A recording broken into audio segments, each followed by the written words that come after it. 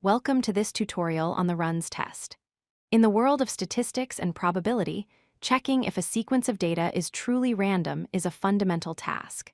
Today, we will learn how the runs test helps us determine if a dataset exhibits true randomness, or if there are underlying patterns we should be aware of. First, we need to understand the core concept. What exactly is a run? A run is simply an uninterrupted sequence of identical symbols or attributes. In the visual example on the screen, we have a sequence of blues and reds. Every time the color switches, a new run begins.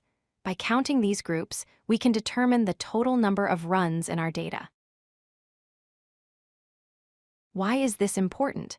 Because in statistical analysis, we often assume our data samples are independent and random. If the data is patterned, like the red graph shown on the left which has a clear cycle, our statistical assumptions might fail.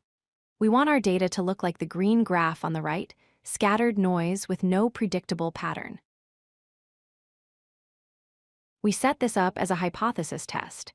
Our null hypothesis, H0, states that the sequence is random. This is our default assumption. The alternative hypothesis, H1, states that the sequence is not random. The goal of our test is to see if we have enough evidence to reject the null hypothesis.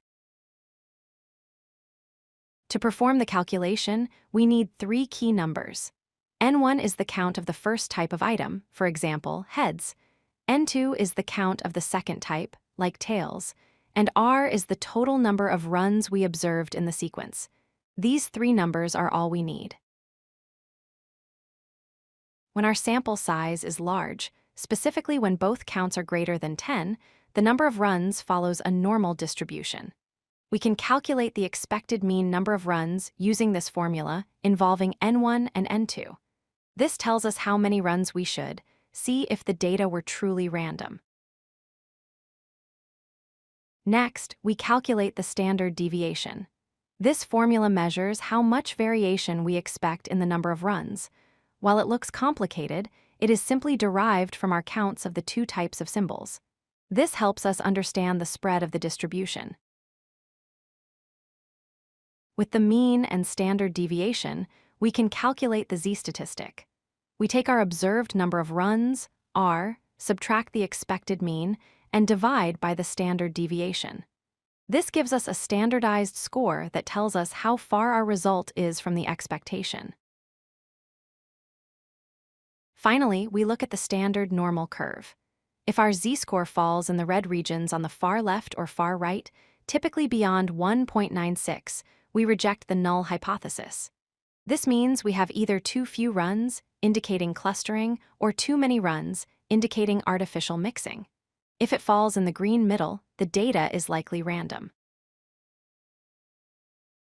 To summarize, the runs test is a powerful tool for checking randomness. It relies on counting runs and the two types of symbols. For large samples, we use the normal approximation to find a z-score. And remember, we are looking for significant deviations, either too many or too few runs, to declare the data non-random. Thank you for watching.